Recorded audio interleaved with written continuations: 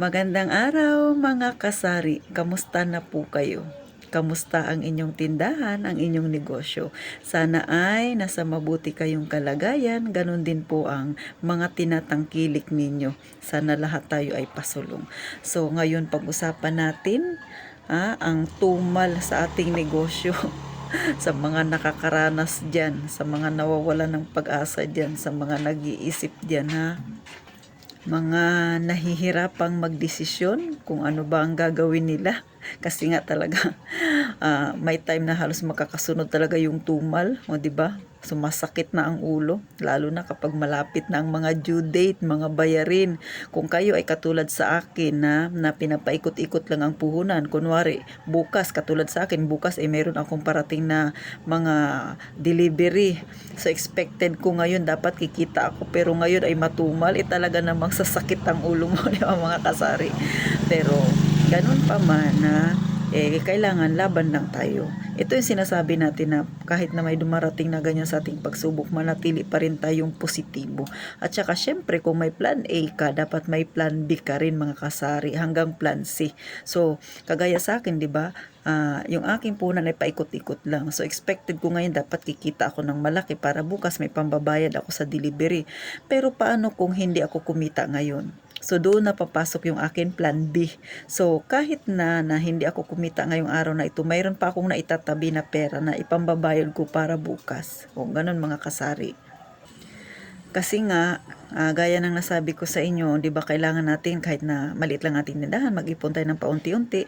Kung may gaya sa ibang vlog ko, nasabi ko na kung may plan A ka, may plan B ka, may plan C ka. So, katulad sa akin, ang plan A ko ay hindi nangyari, 'di ba? Kasi katulad ngayon matumal, so doon ako sa plan B. So, ibig sabihin, yung naitatabi kong pera pwede kong hugutin yun para pambayad ng aking delivery. So, dapat kayo rin na may mga tindahan, ganun din yung iniisip ninyo. Hindi pa man nangyayari, dapat may pinaghahandaan kayo. So, kung advance ka mag-isip, hindi sasakit ang iyong ulo, kasari. Pero, syempre, hindi naman natin hinihiling na laging mangyari yung ganun. Kasi kung lagi namang nangyayari yun, ibig sabihin palugi ka nun kasi nahuhugot mo nang nahuhugot palagi yung perang itinatabi mo. So ganun mga kasari. Pero sa akin, hindi pa naman nangyayari yung ganun.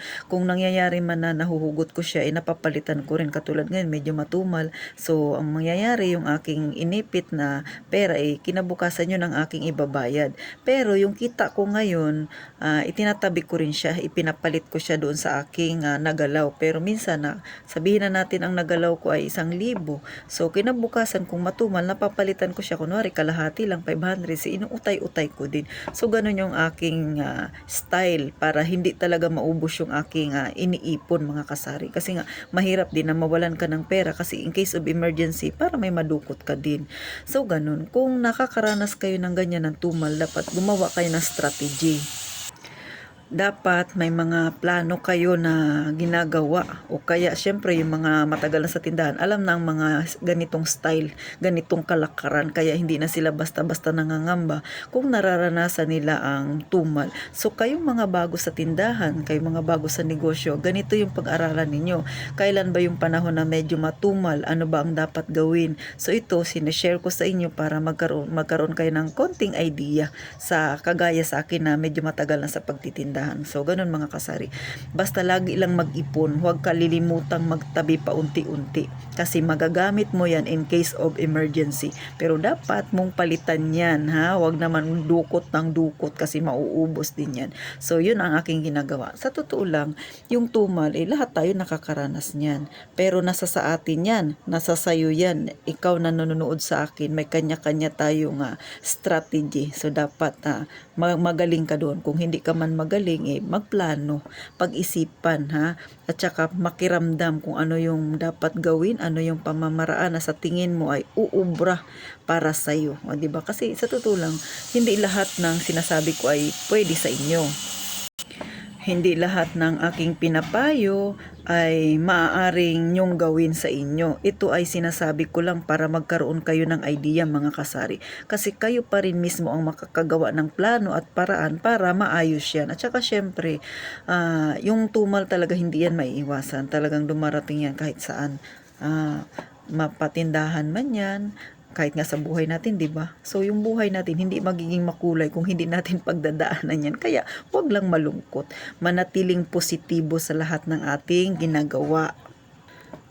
Kapag dumarating yung tumal sa negosyo ninyo, mag-isip pa ng panibagong pwedeng itinda, pwedeng maging sideline, o 'di ba? Kung ang sari-sari store medyo mahina, isip ka ng ibang pwede mong gawing sideline. Kunwari, mahilig kang magluto ng ulam, pwede kang maglagay diyan sa harapan ng bahay ninyo. Ganon mga kasari.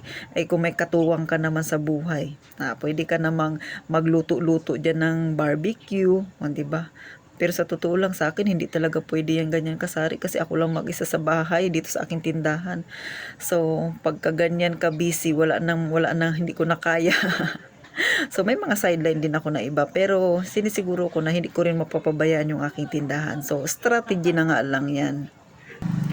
So, sa lahat ng mga kagaya ko na nakakaranas ng tumal, o 'di ba, hindi maiiwasan sa mga nawawalan ng pag-asa diyan, yung iba nag-iisip, i-close ko na lang yung tindahan ko, ganito ganyan, 'di ba? Lalo sa mga baguhan yan ang naiisip ay huwag po, ha. Bigyan ninyo ng time, bigyan ninyo ng mag-isip ng panibago strategy, gumawa ng paraan ng iba pang mga hakbang, o 'di ba? Hangga't maaari kung ikaw ay mahilig manood ng YouTube, ay research, 'di ba? Hanap ng paraan kung ano ba yung mga ginagawa ng mga kagaya naming mga may tindahan. Tapos magtanong-tanong, matutong makiramdam sa paligid, at saka syempre higit sa lahat, huwag kalimutan ang ipag-pray ang iyong negosyo sa ating Panginoon, na maliit man o malaki yung mga natatanggap nating biyaya, higit sa lahat ipagpasalamat pa rin natin yan mga kasari. So, paano mga kasari, may natutunan ka ba? Sana meron kahit kaunti. Sana po ay huwag nyo rin kalimutang i-like at saka i-share. At higit sa lahat, paki-subscribe din po ang aking maliit na YouTube channel. Huwag sana po kayong magsawang suportahan ng aking channel mga kasari para marami pa tayong mabigyan ng encouragement na mga kagaya nating nasa masa na nag-iisip at saka mga nawawalan ng pag-asa. Sana makapagbigay inspirasyon ito sa kanila, ha mga kasari. So, thank you. At ito ang inyong pambansang tindera, ang Ate Tintin, ha. Mag-iingat kayong palagi, mga kasari.